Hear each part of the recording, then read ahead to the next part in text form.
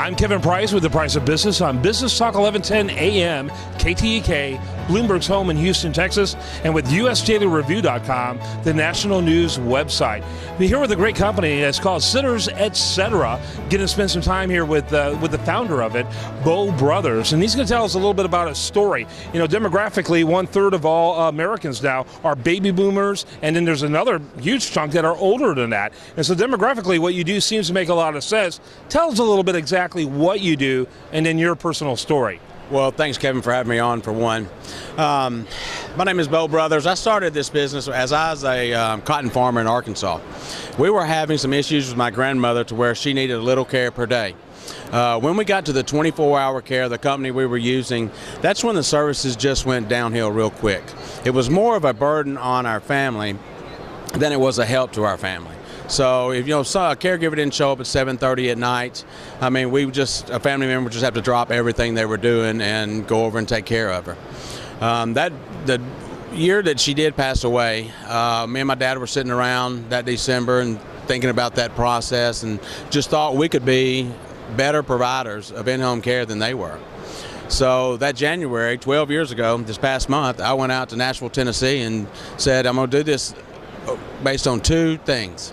Provide better service than anyone else, and provide that service with better caregivers who are background checked, trained, check where they live for the past 7 years, and manage them on a daily basis. And so, and what you do now is you have a whole pool of people. They go through a vetting process that you provide, and they're all franchisees. Is that correct? No, they're all corporate stores at this point in time. We just started selling franchises last year. We wanted to perfect the process before we started selling the franchises and develop that up. And my 11th year, I figured I've got it done. I figured it out. I've taken all the hits and I perfected it to a point where now I can pass it on and make a franchisee more successful. So with that, tell us what a good franchisee looks like. What's a good prospect for you? Well, mainly they're usually around 45 to 55 years of age is where we see them coming in at. They have been in one area for quite some time. They're either coming out of the corporate world or they are someone who kids are out of the house.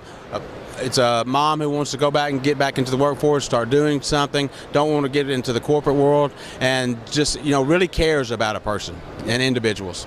Right, and I would assume there needs to be certain types of values in those people that you're probably looking for as well. Is there things that you do, maybe profiling, things like that helps you ascertain who's a good fit? Don't do a lot of profiling. What we do, we invite them down to our Brentwood, Tennessee office, kind of sit down with them and do a discovery day with them, to where we learn more about them, they learn more about us, because we understand not everybody's going to fit this, and they understand that too. So, before they invest their money, we want to make sure that this relationship is going to start off on a good foot and that we can grow in the future together. Yeah, that makes perfect sense. I like that. And if there's any business that's relationship oriented, I can't think of something more so than this. Yes, it is. I mean, because when you're dealing with your clients, you have to build that bond with your clients. Your clients are our seniors. Some seniors are, more difficult a person to deal with. And so you just can't jump on, your first reaction. You really have to think it through before, especially when you have a problem in a home. I wish I could say that, we hadn't had one problem over the last 12 years. But that's one thing about franchising.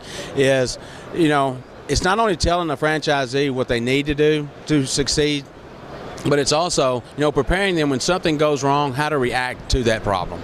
And that's just as more important as, teaching them what to do. Yeah, absolutely. So, and that's so important when you consider the sheer volume of fly-by-night organizations that are out there. Didn't exist yesterday. They pop up on Craigslist today. And to me, it's absolutely frightening when you're talking about someone like your loved ones being in that type of care. So I love the fact it's systematic. I love the fact that it is obviously made in such a way to keep low overhead. I think it's a phenomenal model that makes a lot of sense and was obviously demographically one of the greatest growth industries out there. Congratulations to you for thinking of those terms. And I love the fact that it came out of your own personal experience. I love that.